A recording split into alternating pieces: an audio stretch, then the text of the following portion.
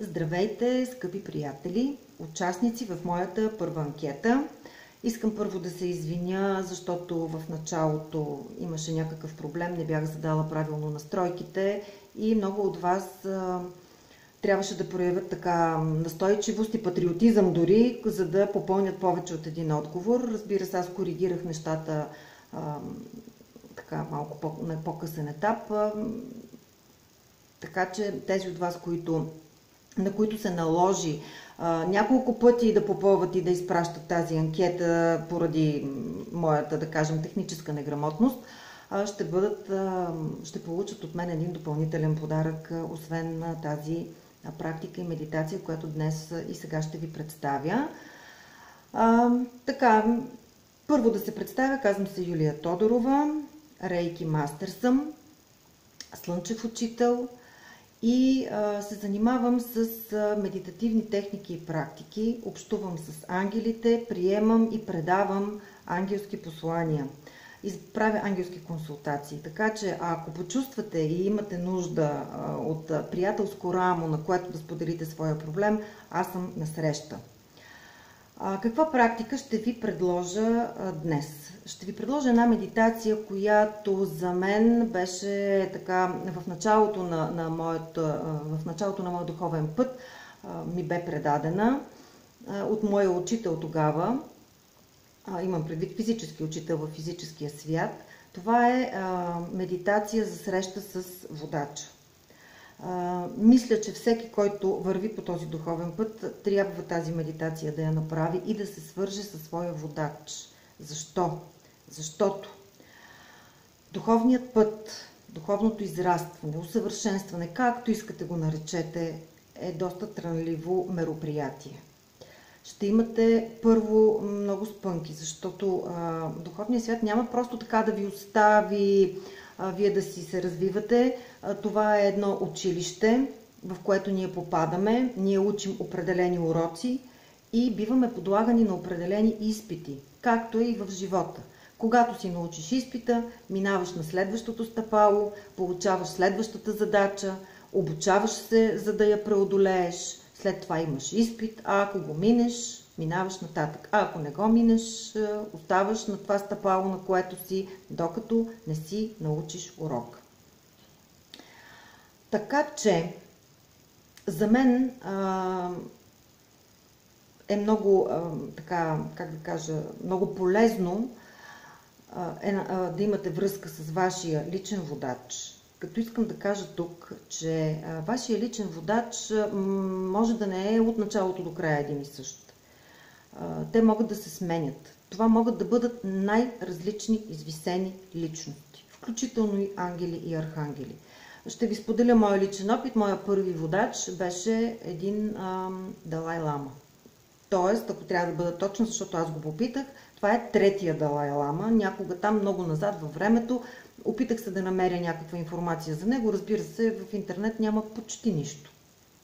За толкова назад във времето за ламите. Сега вече има, те станаха известни повечето от тях, говори се за тях, но там 1200 и някоя си година беше, няма как да има информация богата и изобилна. Но така или иначе, защо ви предлагам тази медитация? Защото когато имате някакъв проблем, да кажем, вървите по своя духовен път, прилагате някакви практики, но така или иначе не се чувствате съвсем комфортно. Имате някакво, как да кажа така, вътрешно усещане, че правя ги нещата, ама не съм много сигурен точно така, добре ли се справям, как се справям, нещо не ми е така вътрешно комфортно. Винаги можете в такива ситуации, в които се чувствате несигурни, в които се чувствате притеснени за това ли е вашата посока и каква е задачата. Някой път ние правим някакви неща, ама честно да ви кажа, сме в една такава малко неяснота, което духовният свят нарочно го прави. Аз съм убедена, че го правят нарочно, но пък за това са ни дали възможността да питаме. Когато изпаднете в такива ситуации, в които имате да решавате важен проблем за вас, нещо, което е наистина жизнено важно за вас. Като, например, да остана моето старо място на работа или да поема по нов път или да си сменя работата. Това е за нас, хората, които живеем сега в този триизмерен свят, е наистина един много сериозен въпрос. Много сериозен. И хората не винаги успяват да вземат сами правилното решение. Ето защо връзката с един такъв духовен водач може да ви бъде много от полза. Това не означава, че за щяло на щяло ще го търсите и ще го викате. Напротив, вие ще се свързвате с него, ще общувате с него единствено и само когато имате наистина такива важни, сериозни проблеми да решите. И така, време е да се подготвим сега за нашата медитация. Искам да седнете удобно и гръбнака да е изправен. И въобще, когато практикувате и медитирате по принцип и други медитации правите, не точно тази, но винаги при медитация гледайте гръбнака да е изправен, защото това е нашата връзка. Тук по гръбнака минава кундалини енергията. И ако ние сме изкривени или някак си сме в някаква поза, която не ни позволява така да сме с отпуснати рамене, изправен гръб, можете, дори ако искате, можете да легнете, но трябва да сте изправени, за да може енергията да протича плавно. Защото, уверявам ви, че при всяка медитация, която правите, вашите водачи, дори да сте ги викали, да не сте ги викали, те са около вас. И в момент на медитация, когато сте отпуснати, когато сте изключили вашия ум от ежедневните неща, вие сте отпуснати и те могат да работят на енергийно ниво с вас. Много често след медитация, когато отворите очи, вие се чувствате някак, даже аз лично съм се чувствала всъщност някак като че ли по-различна. Нещо ми е променено, не съм като че ли същата. Това е именно благодарение на тази невидима работа за нашите физически очи, която нашите ангели-пазители, нашите водачи ни извършват с нас по времето на нашата медитация. Това е, както вече се досещате, водена медитация. Аз харесвам водените медитации, защото те ви карат, слушайки гласа на този, който говори, да изключвате ума, да изключвате тези битовизми, които обикновено бушуват. Аз ще споделя отново с вас един свой проблем в началото, когато започнах да медитирам. И отпускам се, настроила съм се, пуснала съм си някаква музика и решавам, че по някаква тема ще си медитирам, не водена медитация. И ума започва. Какво си седнала сега тук? Хайде сега стани и изчисти. Хайде сега отиди и измий. Сега детето ще се върне от училище, кой ще му сложи да яде? И за мен беше изключително огромен проблем и много труд вложих. Сега вече ума не ми прави такива игри, но ми прави пък други за сметка на това, но така или иначе ние трябва да се научим това да го контролираме. Защото той колкото и услужлив, толкова и не чак толкова услужлив на моменти. Така. Ще кажа още две думи и започваме с медитацията. Ако желаете, ако се почувствате така, ако почувствате, че може да ми имате доверие, ви каня да ме последвате във Фейсбук на моята страница. Ще видите линк отдолу под видеото, или да последвате моя блог, където аз публикувам много неща, не само практики, не само видеа, но има и статии и мисля, че има материали, които биха могли да ви бъдат от полза. И така, каня ви, заповядайте, последвайте ме, а сега моля, изправете, седнете удобно, изправете вашия гръб. Не кръстосвайте ръцете и краката, просто стойте комфортно и удобно, но не прекалено, за да не заспим по време на медитацията. И така, поемете дълбоко въздух и издишайте. Поемете още веднъж въздух и отново издишайте. Наблюдавайте своето дишане. Наблюдавайте как гърдите ви се издуват при вдишване и се прибират при издишане. Поемете дълбоко въздух с гърдите и се дръжте. Издишайте. И още веднъж поемете дълбоко въздух. Задръжте. И издишайте. Сега повтаряйте на ум след мен една молитва за защита. Скъпи Господи, мили Архангел Михаил и Рафаил, скъпи мои ангели на светлината, моля ви, защитавайте ме и ме подкрепяйте по време на тази медитация. Благодаря и амин. А сега си представете от една точка над вас как тръгва лъч бяла светлина.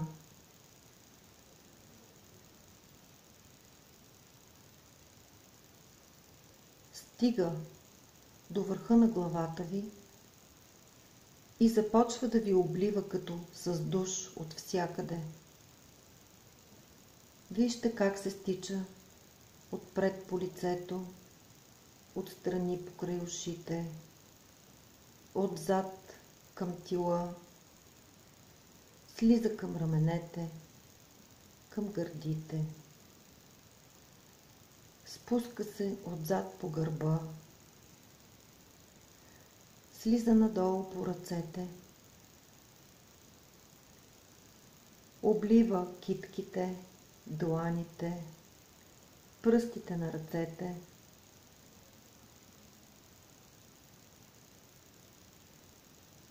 спуска се надолу към сърцето, обхваща цялата сърдечна чакра, слиза надолу към слънчевия сплит, към корема, към таза.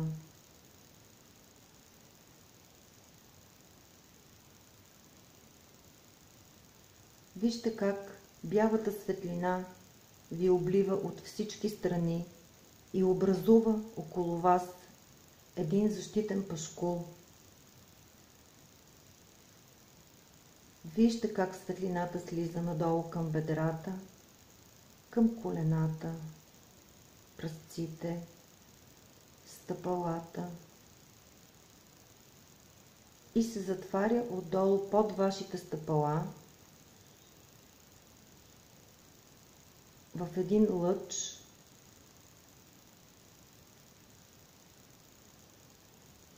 и вижте как този лъч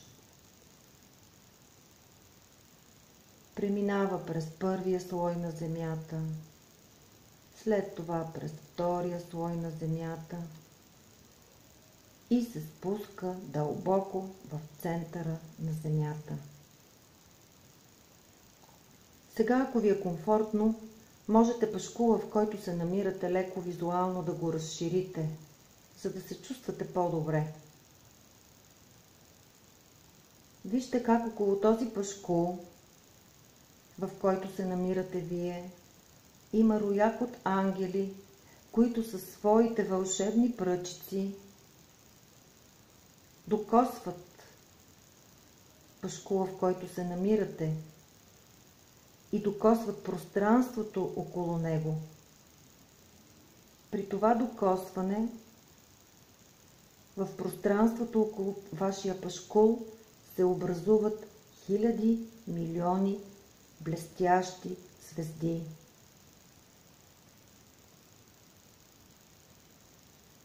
И ангелите казват, че в този момент вие имате подкрепата на звездното царство и сте напълно защитени в този момент. И сега си представете, че се намирате на едно равно пространство. Намирате се на едно поле. Огледайте се добре и в дъното, там където полето свършва, вижте една висока, огромна планина. Насочете се към нея. Вървете към нея със свое собствено темпо.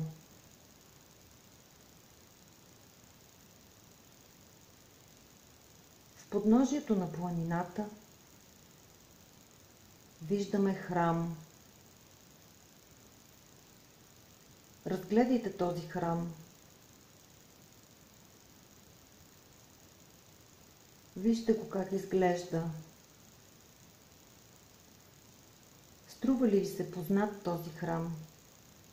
Били ли сте вече тук някога?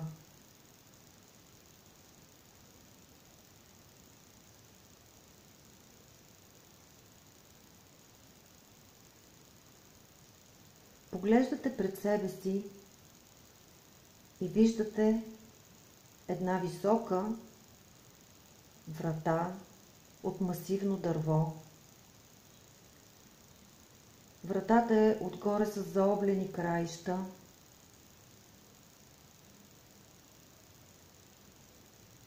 Отваряте тази порта и влизате в храма.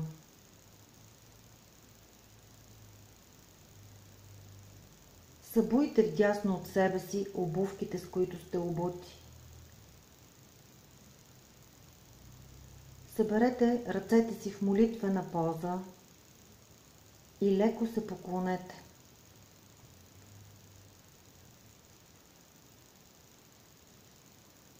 След като се поклоните,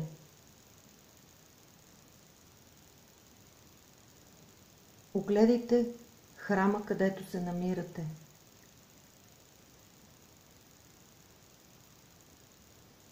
Вижте каменния под. Вижте как той блести. Вижте прекрасните цветни прозорци, през които се прокрадва красива, топла, слънчева светлина. Вдясно от вас, близо до входа, виждате бял роял. Докоснете този роял. Вижте свещника, който стои върху рояла. Вижте трите горящи светлини на него. Докоснете рояла и ако желаете, можете да посвирите на него.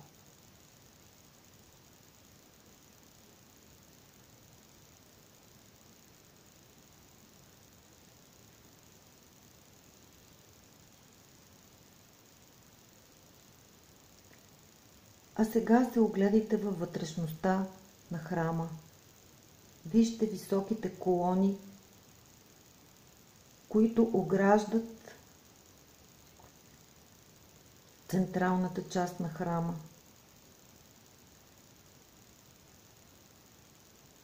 Вижте как пода в тази централна част е покрит с пулкав бял килим. Стъпете на него и усетете мекотата и топлината на този килим. Слейте се с килима. Ако се чувствате комфортно, даже легнете на него и усетете цялата любов и топлина, които строят от това помещение.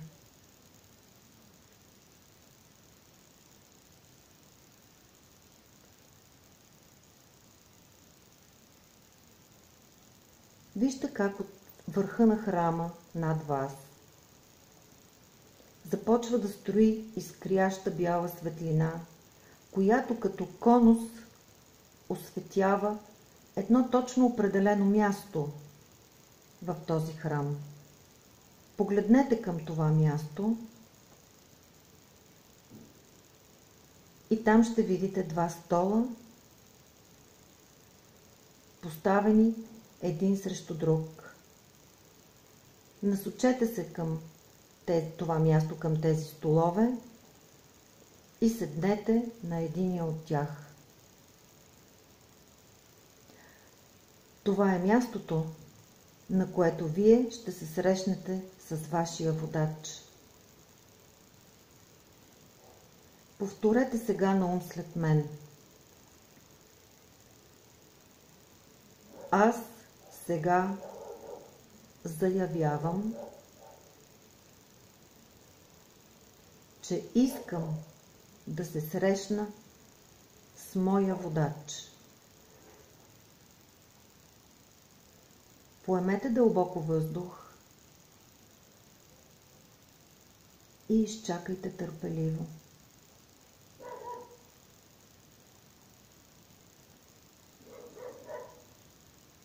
От дъното на храма виждате, че към вас се насочва фигура.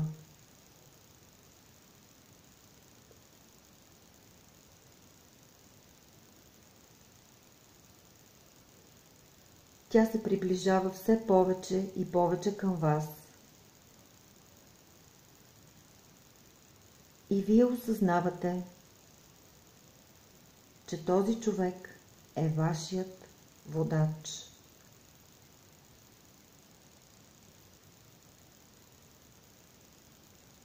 От двете страни на стола, на който ще седне вашия водач, стоят изправени вашите ангели-пазители. Вижте ги колко са високи и мощни. Те са тук за ваша сигурност и подкрепа и за доказателство, че точно това е вашият водач.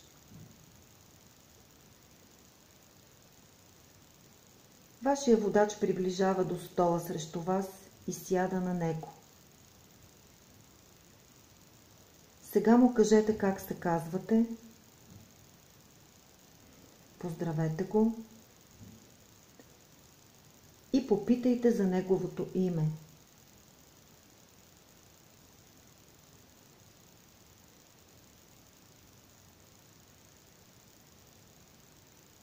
Попитайте го, има ли нещо специално да ви каже сега.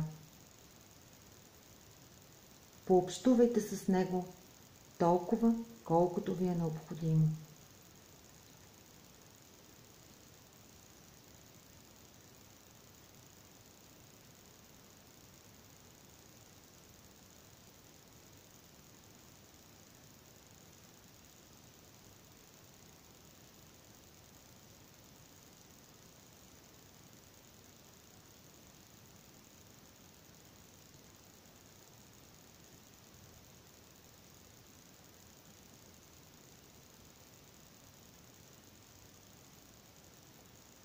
Задайте му въпросите, които в момента са най-важни за вас. И чуйте неговите отговори.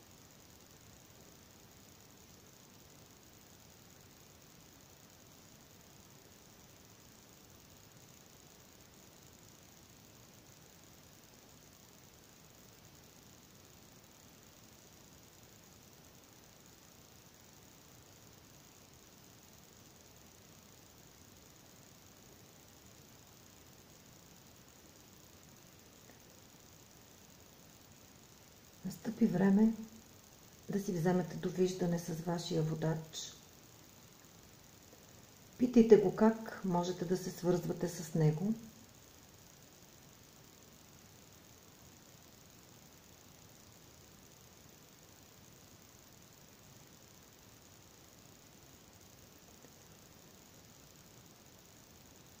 И след като той ви отговори, си вземете довиждане, благодарете му за това, че дойде на тази среща, спокойте се и тръгнете към изхода на храма. Минете по белия топъл мек килим, докоснете леко колоните, които ограждат кръглото пространство в центъра на храма. Погледнете отново цветните прозорци, през които се процежда прекрасната слънчева дневна светлина. Духнете пламъка на горящите 3 свещи върху рояла.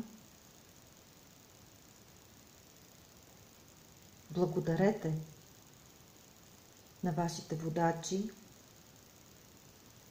че ви допуснаха в този храм и ви позволиха тази среща. Обуйте се и излезте извън храма.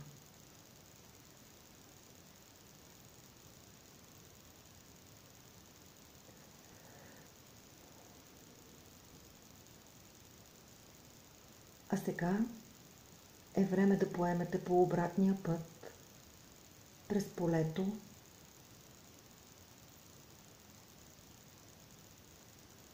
Вървете отново с ваше собствено темпо.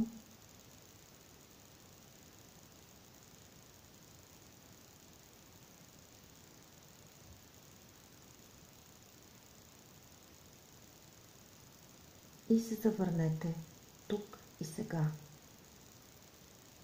Сега искам да си представите една бяла прозрачна сфера, в която има сребърен кръст.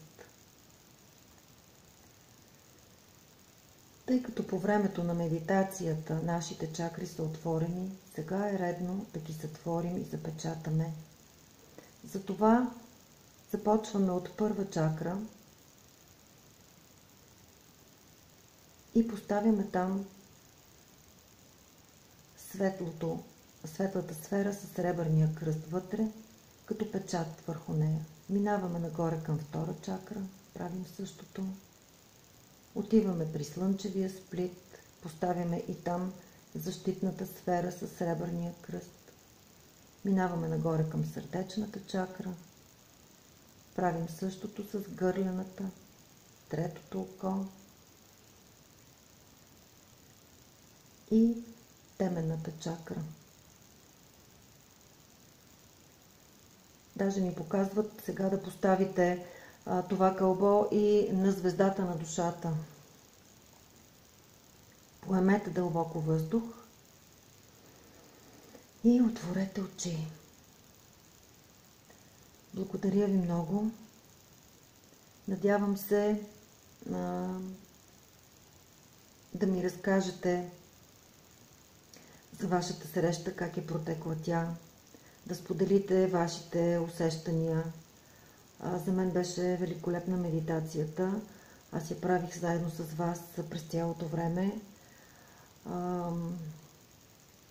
И така още не мога да дойда даже на себе си. Можете винаги да се обръщате към мен, когато имате въпроси, когато имате някакви проблеми, когато имате някакви радости, които искате да споделите. Аз съм насреща и съм с вас. Благодаря ви много за доверието, за отзивчивостта и за активността. Благодаря от мен. Хубав, приятен ден. Всичко добро.